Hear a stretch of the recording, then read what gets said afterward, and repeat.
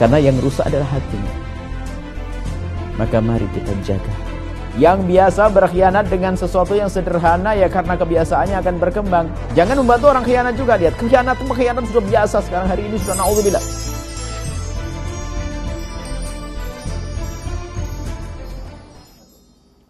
Bismillahirrahmanirrahim. Assalamualaikum warahmatullahi wabarakatuh. Alhamdulillah wassalatu wassalamu ala rasulillah Habibina Sayyidina Muhammad bin Abdullah wa ala alihi wa ashabihi wa mawalah, amma ba'd. Yang kami cintai, kami muliakan para pemirsa, pendengar dimanapun Anda berada. Alhamdulillah kita bisa melanjutkan belajar kita bersama. Semoga Allah menjadikan kita hamba yang saling mencintai karena Allah. Nuhibbukum fillah. Kami mencintai Anda karena Allah subhanahu wa ta'ala. Pada kesempatan ini kami ingin menyampaikan tentang amanah.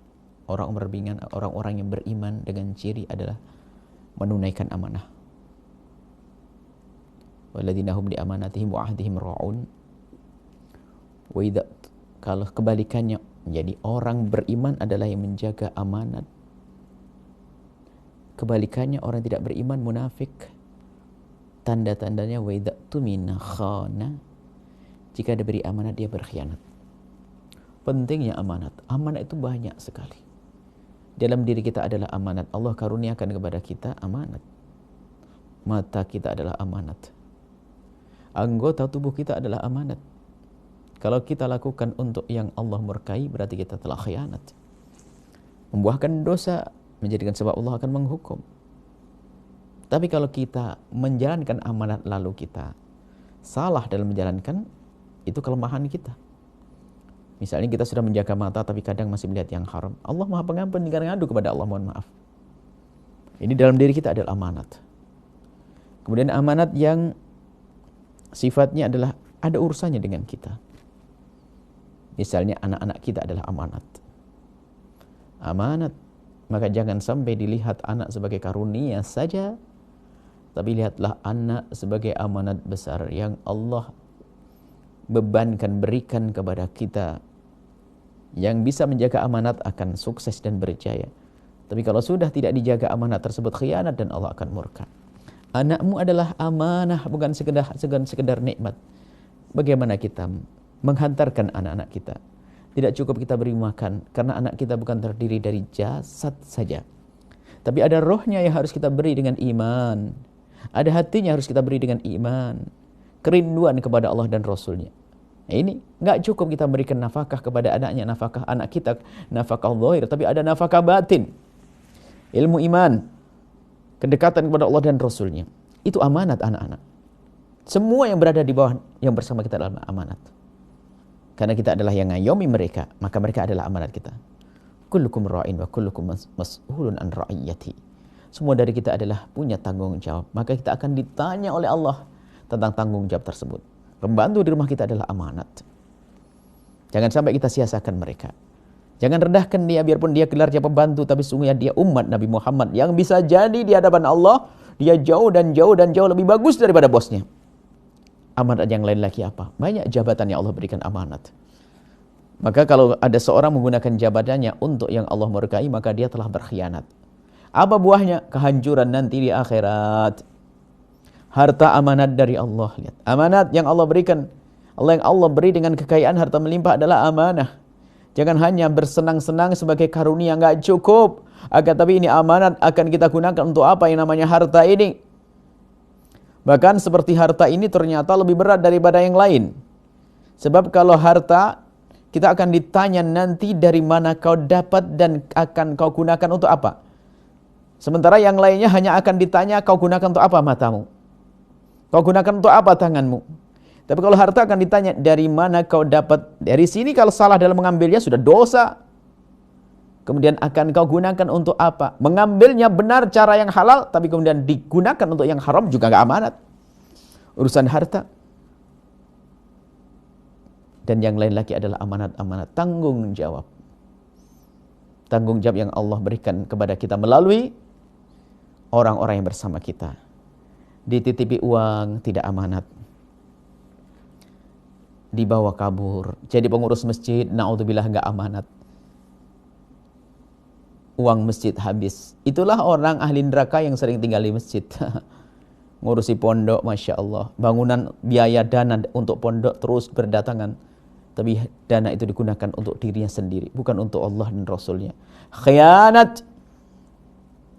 Dan berkhianat itu ada di mana-mana. Di kalangan si fakir ada, di kalangan si kaya ada, di kalangan rakyat ada, di kalangan pejabat juga ada. Sebab permasalahan adalah hati. Kalau di saat menjadi orang kecil khianat, jadi orang gede potensi untuk khianat besar. Ahli surga bisa saja tukang beca. Ahli surga bisa saja tukang batu. Itu kan gelar di dunia. Nanti di akhirat gak ada lagi gelar itu. Semua ahli surga umat Nabi Muhammad. Bahkan pejabat pun ada seorang raja juga ahli surga. Raja Daud, Raja Sulaiman.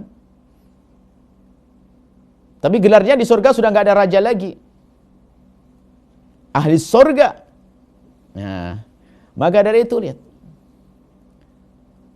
Kalau di saat dia kecil itu khianat, jadi gede juga khianat. Misalnya, pegawai kan macam ada pegawai di rumah tangga namanya pembantu atau bekerja.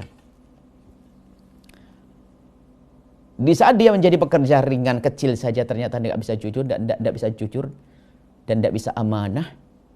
Kalau dia menjadi pekerja yang besar, dia juga tetap tidak khianat, tidak amanat. Contoh, dia berbohong dalam urusan belanja dan sebagainya. Belanjanya habisnya cuma 50.000, dicatat 70.000. Oh, ini khianat. Dia masih kecil. Kalau jadi orang besar ya sama. Karena apa? Jiwanya jiwa khianat.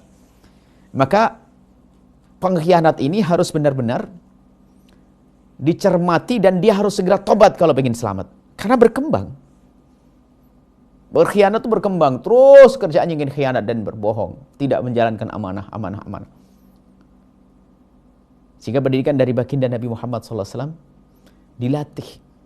Bahkan Nabi itu sebelum menjadi Nabi, beliau digelari dengan orang yang sangat amanah.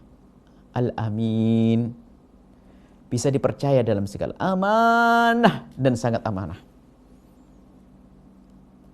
Sampai baginda Nabi di saat akan hijrah ke Madinah, begitu amanatnya beliau.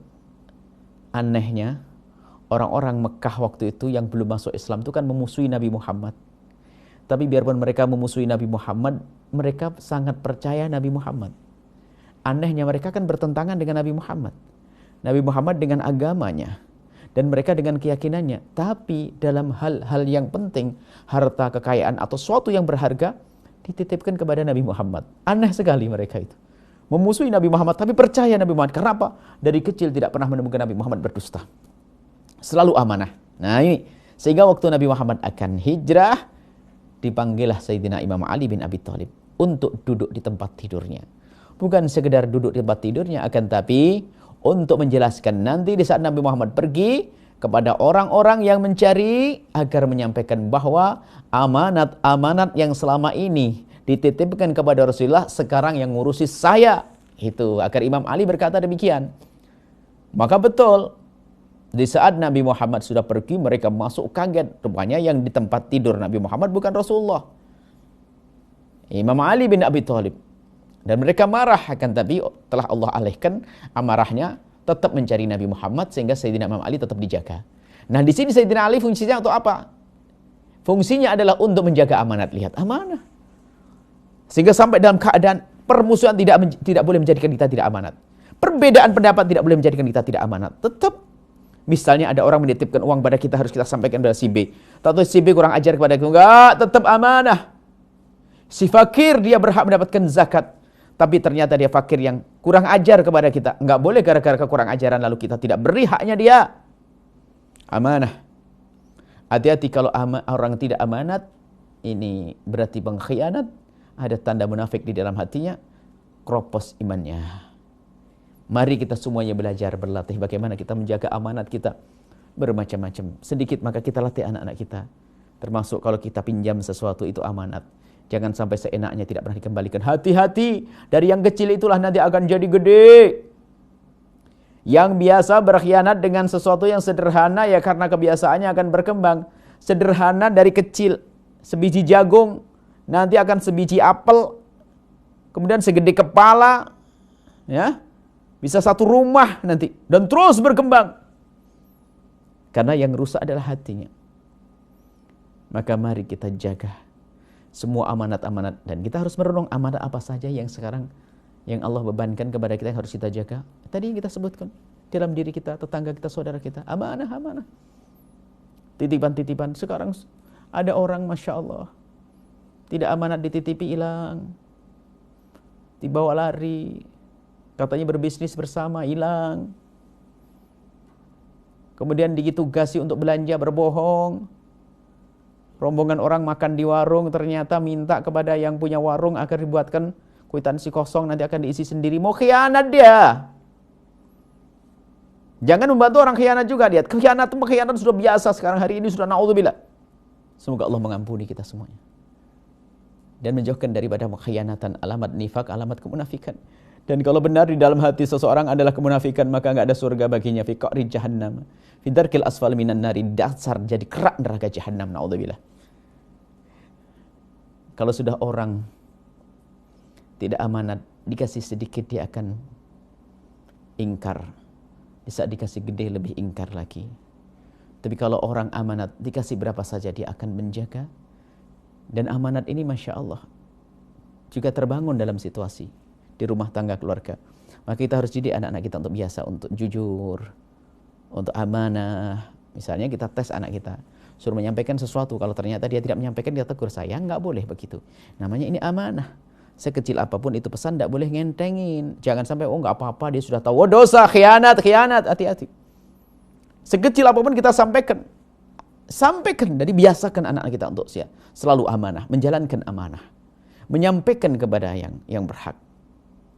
Semoga Allah menjauhkan kita dari pengkhianatan dan dijauhkan kita dari dikhianati. Dan semoga Allah menjadikan kita adalah orang-orang yang ahli amanah, bisa mengemban amanah dengan baik, mengampuni dosa kita, mengampuni orang tua kita dan guru kita. Mohon maaf. Assalamualaikum warahmatullahi wabarakatuh.